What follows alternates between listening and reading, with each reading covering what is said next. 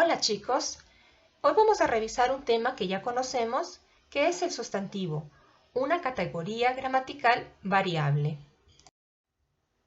¿Qué es el sustantivo? Es el tipo de palabra que sirve para nombrar o designar personas, animales, objetos, lugares, conceptos, sentimientos, etc. Según su significado, puede clasificarse en comunes o propios, individuales o colectivos, concretos o abstractos, contables o incontables, primitivos o derivados y simples o compuestos. Distingamos los comunes de los propios. Si yo digo niña, podré referirme a cualquier niña, mientras que cuando digo Lisa, me refiero a una niña en particular cuyo nombre propio es Lisa. En este caso, puede ser Lisa, la de la televisión.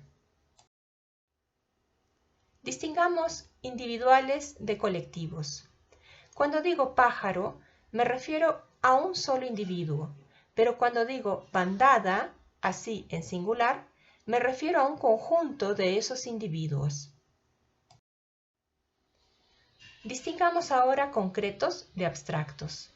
La sonrisa es algo que yo puedo ver, es algo que se manifiesta de manera real y concreta delante de mí.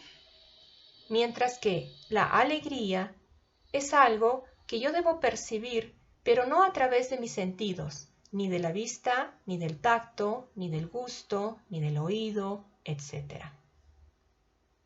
Sonrisa entonces es un sustantivo concreto, mientras que alegría es un sustantivo abstracto.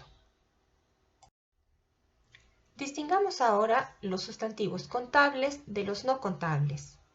Coche, por ejemplo, es una palabra que representa una unidad y por tanto yo puedo multiplicarla, dividirla, sumar, restar.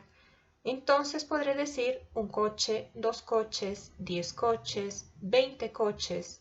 Estos 20 coches pueden ser divididos en grupos, pueden ser divididos nuevamente en las unidades, mientras que agua es una palabra que representa algo que no se puede contar en unidades. No se puede decir una agua, 2 aguas, 20 aguas. Por eso es no contable. Distingamos ahora los primitivos de los derivados.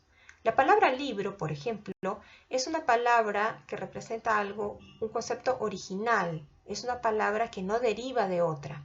Mientras que librero representa a algo que se relaciona con libro. Es el lugar donde yo guardo mis libros, donde los acomodo.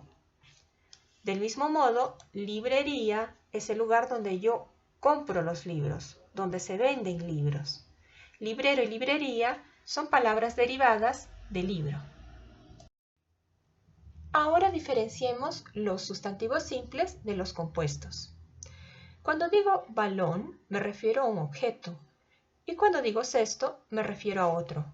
Sin embargo, muchas veces yo puedo combinar dos sustantivos para crear uno nuevo. En este caso, uno que se refiera al deporte que pretende acertar la pelota en el cesto. Este será el deporte llamado baloncesto. Baloncesto entonces es un sustantivo compuesto porque tiene dos raíces, balón y cesto. En cuanto al género del sustantivo, podemos decir que hay dos. En realidad, los géneros gramaticales son masculino, femenino y neutro, pero los sustantivos siempre serán masculinos o femeninos. En el caso de las personas y animales, el género gramático también expresa el sexo. Por ejemplo, aquí tenemos a un hombre y a una mujer. Ella podría ser una profesora y él un profesor. Aquí tenemos a dos gatitos. El macho es el gato y la hembra es la gata. En el caso de los otros sustantivos que no son personas ni animales, el género gramático es solo una convención. Por ejemplo, hablo de una bebida que es el vino, masculino, y de otra que es femenino, la cerveza. O puedo nombrar los elementos de un paisaje, como por ejemplo la montaña, que es femenino, y el lago, que es masculino. Los sustantivos masculinos siempre podrán ser precedidos por el artículo masculino el o un. Por ejemplo, el galón, un perro, un puente, el general. Los sustantivos femeninos, a su vez, siempre podrán ser precedidos del artículo femenino, la o una. Por ejemplo, la lámpara, una mujer, la puerta, una abeja. De la forma en que expresan el género, los sustantivos se pueden clasificar en 6 grupos. Los sustantivos de forma única son los que no poseen variación de género, pues este se encuentra en su significado mismo y es único. Por ejemplo, el coche, el hielo y el abrigo son masculinos y no tienen formas femeninas. A su vez, la luna, la mañana, la seda son femeninos y no tienen forma masculina. Los sustantivos de doble forma no cambian en su estructura. El género se determina por el artículo que le antecede. Por ejemplo, el estudiante, la estudiante, el pianista, la pianista. Los sustantivos ambiguos admiten el uso de ambos géneros y su significado no cambia. Por ejemplo, el mar o la mar, el dote o la dote. Los sustantivos heterónimos designan el género opuesto utilizando otro lexema o raíz, completamente diferente. Por ejemplo, vaca y toro, nuera y yerno. Los sustantivos homónimos, al variar su género, cambian su significado. Ejemplo, el cura es algo muy diferente a la cura. El cometa es algo muy diferente a la cometa. Los sustantivos epicenos necesitan un adjetivo para hacer explícito el género, independientemente de su género gramatical.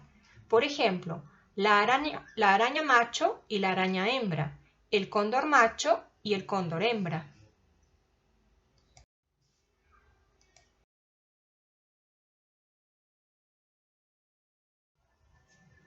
El plural de los sustantivos se forma de acuerdo a la letra en la que acaban.